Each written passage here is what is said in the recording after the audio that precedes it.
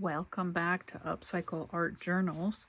I wanted to show you all the things I was able to make from just one piano roll. This is the roll we used. Here's what's left of it and the end that goes on it. So there was a lot of paper on there. I do still have these that were plain that I'm not sure how I want to cut them yet, so I left just a little bit of scrap for myself to use. And I still have the end that I want to make something with. I did fold this over. Again, that was the plain stuff with nothing on it. So I just have a visual for somehow that being able to come some kind of journal or folio in itself. So I got to brainstorm that, but that is available as well. And I cut some papers.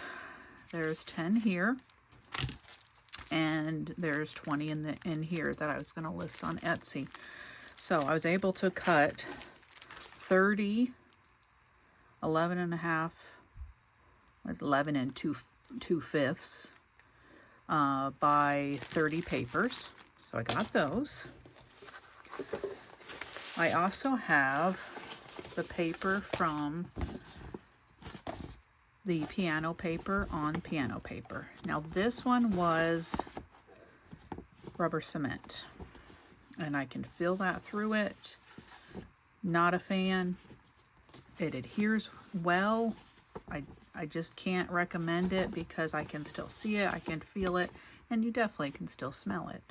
But it will make a good background for doing multimedia or collage items. This one was a gesso one, a Mod Podge. That one did a little bit better. I can't really see it a lot here and there. It's maybe a little cloudy.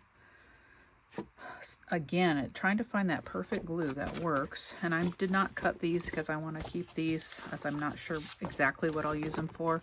If I'll make them into journal inserts with pockets.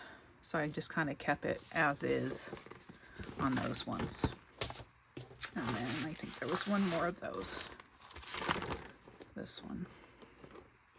So that worked out nice. I like that you can see the piano music through the piano music. That's super nice. Okay, then we had a double-sided that we left one side open. I just glued along the edge. That one adhered real well. That was the Tombow, and that one did real good for adhering and not leaving any marks. This was a thinner copy paper. It did real good onto that copy paper as well. I don't even think I'm going to need to sew it. I'll probably just fold it right in and stick it in a journal just like that. This one looks like it didn't adhere on that side. This was just the cardstock. It looked good on that one. And then I cut down the scrapbook paper, and when I cut them down, they're not glued on all the sides, so I went ahead and sewed them. I do like having that colorful one on the back. Now what this could be you know, a tuck spot, it could be a flip out, it could even be a small journal page. So there's 2 of those. I had the black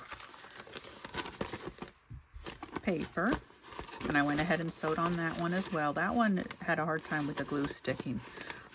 If you can just clip it and go right to the sewing machine with this, with the cardboard or construction paper, you'd probably be better off. I do see a little bit of it there, so it didn't want to glue to that. But I like that you can really tell what's inside of it. This was a double-sided one. This one will be a real nice, just to stuck right into a journal like that. And another single one. And we had some printed on both sides. Again, it glued real well. I may sew along the edge just for decorative, but it wouldn't have to be. And then we had our very bright pink. You can still see through the glue on that. So it just kind of adds a little bit of charm, I guess, and you know, you can see it, and it has more of that old-fashioned look, splotchy, bright as all get up. Not one I use very often, but it worked. And the blue I can handle a little bit better. I do like being able to see it in there. Then we have the cream colored construction paper. And try different stitches even on there. Now this one, you can see the glue also, but because it's lighter, it's not as noticeable. So glue and piano paper, that's the conundrum here. How to find a good one that's gonna work with what you want. You can see this one, I'm pretty sure that was rubber cement on that paper that I got from packaging. But if you put something else on top of it, this is your base. We decorate these. They would be real nice. And this is a real nice writing space inside there. Got several of those. How many did we get of those? 1, 2, 3, 4, 5, 6. These are a little bit smaller. 7, 8, 9, 10, 11. 11 of those. And then I did a couple with hymnals, hymn pages. I ended up using 2 hymns inside just to give it some thickness. So this could either be some kind of tip out or fold this way and go in the journal that way. But I thought those turned out real nice. Just kind of a little thickening of that. This one was the end of the paper roll. So I just folded it several times. I thought this would be good. It's loose enough to be able to tuck around the edge of a page, to glue it down and have a pocket on each side.